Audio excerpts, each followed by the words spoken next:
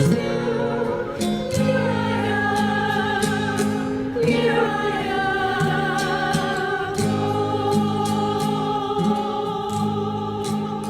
to From Age to Age, an oral history podcast series about the parish history and hopes for the future from the Church of St. Francis Xavier in New York City. We're recording in the second floor parlor of our parish, and because of that, you may hear sirens, dogs, or a steady hum of construction. My name is Michelle Jung, and I'm a parishioner of St. Francis Xavier and a member of the Oral History Ministry. The Oral History Project was conceived to preserve the unique history of this church by inviting our longtime parishioners to share their personal stories with a newer generation, illustrating why this parish is distinctive, unique, and a very special place.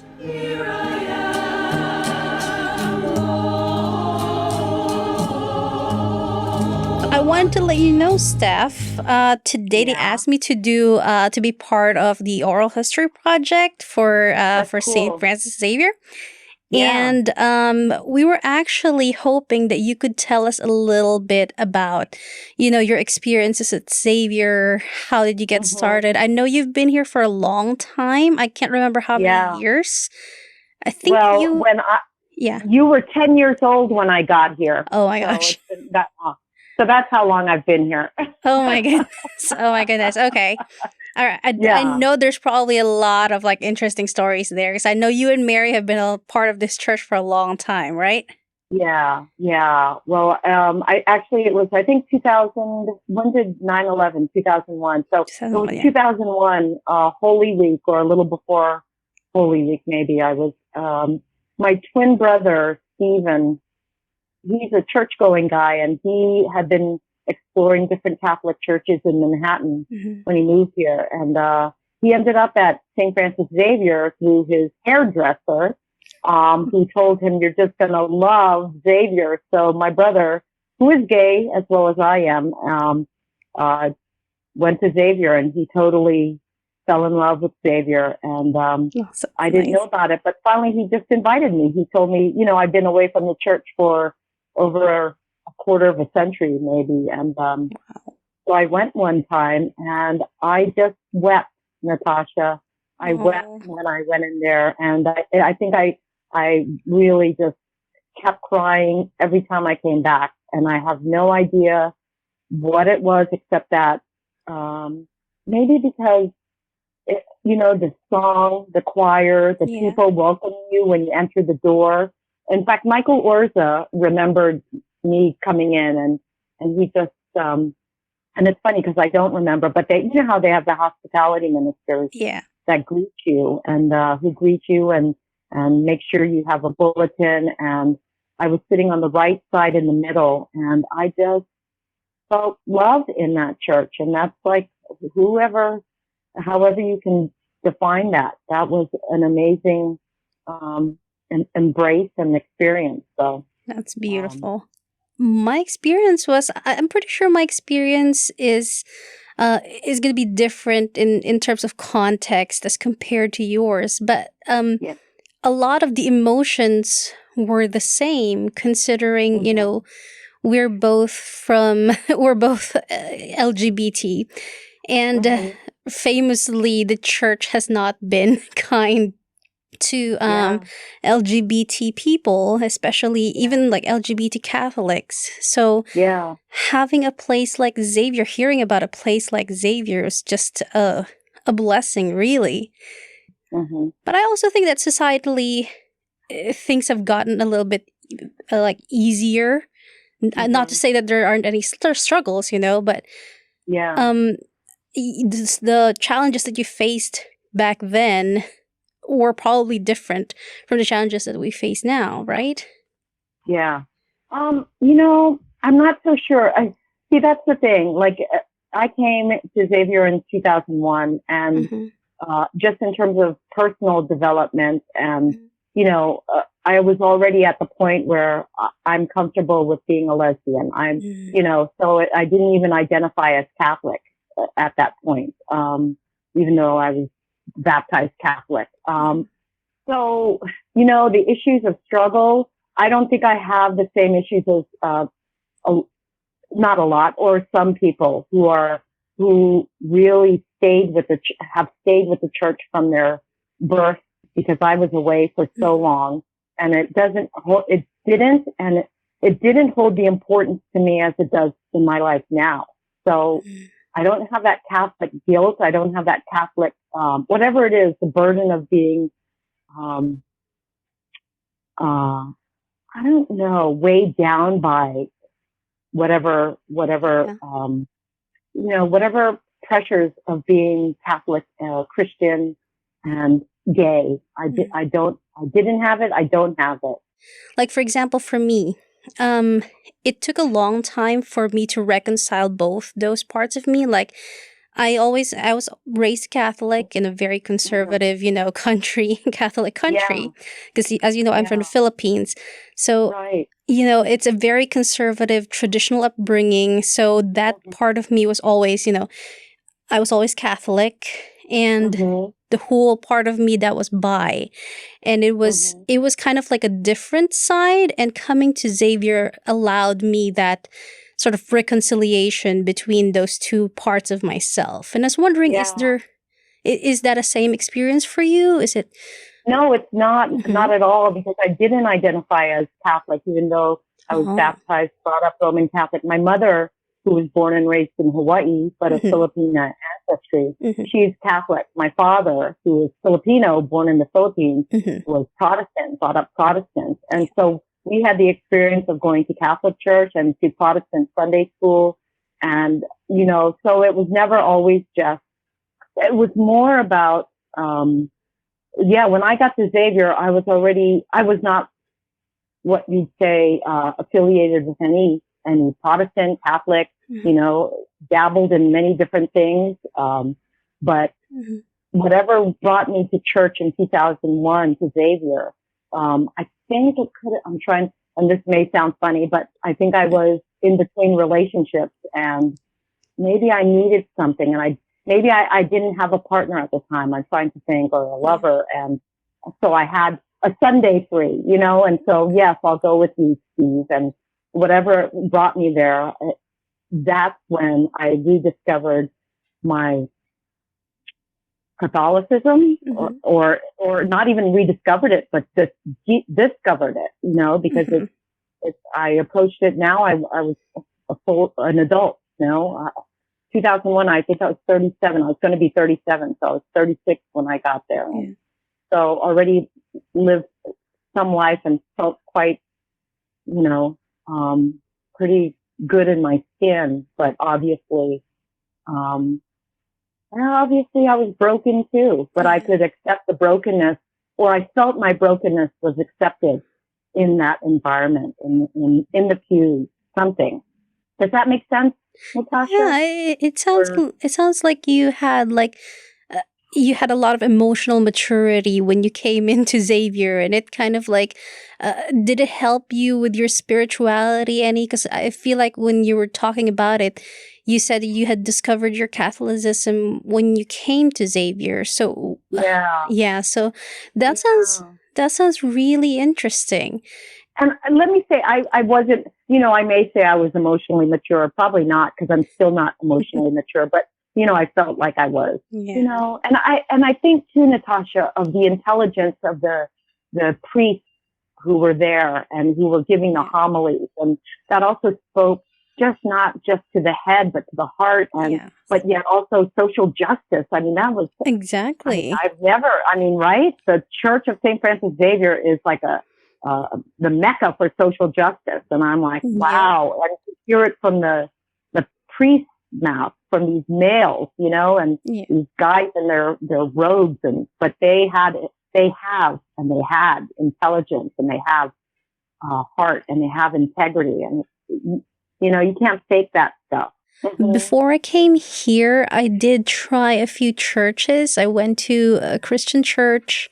And then when I first came here to New York, I also started looking for other Catholic churches. And I would say that it's not just also the social justice, which of course that's a very important aspect of it. But the way that the priests talk here, it's just so much more in touch and aware, I suppose, because in the other places I went to, they would give homilies based on the Bible readings, and they would reiterate what was said in the passage. And most of the time, I honestly wouldn't even be paying much attention because it just was not said in an interesting way, I suppose. Right. But when you come here to Xavier, everybody is so eloquent, and they're very much aware of everything that's happening, not just within the Catholic Church, but their eyes are open to everything else that's happening around us.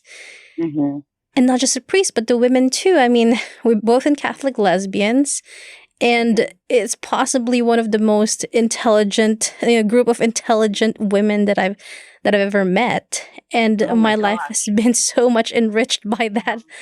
So yeah, well, you're one of the smarty ones too. You're one of the intelligent ones. I will say I feel really stupid with all these young people who are so well versed and knowledgeable. I mean, I think our Catholic lesbians meetings have become like little college courses. Yeah. I mean, what you did, I mean, all the history you bring about the Philippines and transgendered people in that country's history, and we've really stepped it up with you youngins. I mean, and I will say, because I do hatchlings, the hatchlings that we lovingly call you and all the young women, and not necessarily all lesbians. I mean, some are queer, some are bi. That's like unheard of, right? To have an active where it's not courage, it's not conversion therapy. It's Catholic lesbians. Yes, you are here. You are part of the church, and give us what you got. And no, I was going to say, I remember when we went to the Pride March, and everybody was like talking about Catholic lesbians because they saw our T-shirts, the one with the purple T-shirts with the tarot cards in front. Yeah, and the Dyke March. Yeah, sorry. Yeah. Yeah, when we had the T-shirts with the tarot cards and the name of the group there in the front. Yeah. And everybody was saying, "Oh my goodness, there's a group for Catholic lesbians." Like everybody was shocked, and everybody was asking. And the amount, we had the coolest T-shirts. We did. It was fantastic. Yeah. I love the color of it, the purple of it. It's so bright and loud, and I love it. Oh, I'll pull that shirt. I can move while I'm talking to you and pull that shirt out of my drawer. Sure, yeah. That was everybody loved that I shirt. have it right here. Purple and white with huge Catholic lesbians, Dyke March 2021, and it's the 9 of Pentacles, I think, was the image of the tarot. This woman looks like a woman with a bird she's holding in her left arm, and the verse is from 1 Corinthians 14:1. Follow the way of love and eagerly desired gifts of the Spirit, especially prophecy. I remember that because, for context, we had a session with the Catholic lesbians where one of the members had done a tarot card reading for a lot of us. I think, I was one of those people. And when it was Mary Lee, I think, right? And she drew a card for the whole group, and it was the 9 of Pentacles.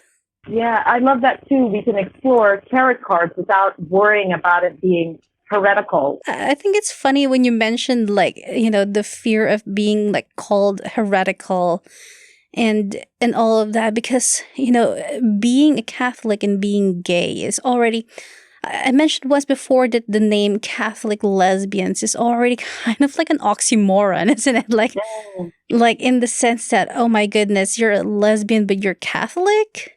And, and being in this group and being in Xavier actually, and not being afraid of having those sides of you, because you're not going to be told that, being gay is a sin, or prophecy is a sin, or like doing tarot cards is a sin. It's not something that you encounter here. No, and I always have to remember how very fortunate we are to have Xavier and to be able to be, again, fully who we are. And I think that's the beauty of Xavier as well, is having seen same-sex couples have their children baptized. Yes. And there's no question, and this was even before gay marriage, it doesn't matter. You are welcome here. You want to be part of this church? Yes, we'll baptize your child in this church. And yes, we welcome you. And yes, we bless your relationship because you are committed to each other as a family. And, you know, even divorced people that, yes, come have communion. You don't have to make an appointment for confession and go through all that rigmarole. You want to come to the table? Yes. We want to break bread with you. Come as you are. And, you know, it's all about, and to have women homilists. I mean, I can say even back in the day, Ned Coughlin, he was a prophet, and God bless him, he died. He died actually on when we were going to have a pride march. It was maybe about 5 years ago or so, but he encouraged female homilists. And yes, we have to say reflection, but he wanted to hear the voices of women, and he made that happen at masses where women took the ambo and they broke open the word. And, you know, I can say that some priests are more open to it. Others weren't. Ned was quite a prophet and quite welcoming. And, you know, even now, Ken Bowler, he's working with lots of different things with racial justice and with the language of the lectionary. And I mean, there's this team of women who are working on making the readings inclusive and, you know, being gentle with the word because we have to. But, you know, but having this happen is like, oh, this is a miracle. This is a gift. We are fortunate to have Xavier. Women homilists. That's not something that I've heard of in a Catholic church. You know, and it's just like, it's almost revolutionary. It's an act of courage for you to be able to stand up and say that we need to include more voices. We need to, you know, to baptize these children of same-sex couples. We need to bless the marriages of these same-sex couples. That's an act of courage in itself when, you know, when the rest of the church is not ready to accept it. And I know did you and Mary also get married at Xavier? I was a little concerned about this conversation because it will go on record. Okay. But you know, a lot of herstory is not recorded, especially women's stories and lesbian stories and any marginalized group. And I will not name, but we got married at Xavier, and we got married, and we had a bold pastor who said, Of course you can get married here. But of course we had to work things out where, you know, we actually had a dear friend marry us. She was allowed to marry us legally. And then we had a full mass. And so to me, that was, if I was going to get married, it was going to be, why should I need to get married just like my sisters and brothers got married in the Catholic Church. So and Xavier allowed that. Wow. Now, will the church get closed because I'm saying this and it's recorded? Well, I don't know. But you want the real history? This takes very courageous, as you said, courageous people from all, not just from the top, but from the middle and below and throughout the church. And this is our church. Why shouldn't we be married in our church, right? Yeah. Well, this is our community. Why shouldn't it be in our community? We give money to the church. I mean, I don't give a lot of money, but you know, we give our blood, sweat, and tears to this church. So it's like we're no different, and we are, because we're gay, because we're lesbian, but we are no different. Again, I think of the many gay Catholics and women who don't get this. So I'm very, very much aware of how special Xavier is. I'm just glad that, you know, it's such a beautiful thing. You mentioned that, you know, you got the same wedding that your sisters and your brother did. Was it your brother? Yeah. Two brothers. Yeah. Your two brothers. Two brothers and two sisters. Yeah. You got the same wedding that they did. You got the same wedding that any woman, any Catholic woman would want. That you had it in the church. You had it surrounded by your family, your community, and that's such a beautiful thing. And it's something that most people take for granted. But then and if you're a gay person, if you're lesbian, bi, or queer, you don't get those same experiences. Yeah. But then you come to a place like this that's so open and welcoming, and you can get that same experience as they did. Yeah. Okay, so well, thank you so much, Steph. You have given us so much, and your stories are so interesting, and you're always such an interesting person to talk to. Oh my goodness! You're so kind, Natasha. It's okay. But I'm so happy this project is happening, and I'm so happy to be part of it. Yeah, totally. So. Here I am, Lord, I come to do your will. The music you are hearing is provided by the Xavier Music Ministry. From Age to Age is produced by St. Francis Xavier Church in New York City. This episode was recorded and edited by Cynthia Bastidas of Semiita Productions. A special thanks to the staff of St. Francis Xavier and Father Ken. Join us on our next episode. To learn more about St. Francis Xavier, visit sfxavier.org and look for us on social media.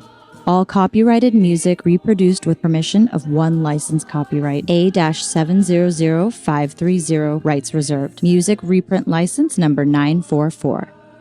From downtown Manhattan, we wish you a blessed morning,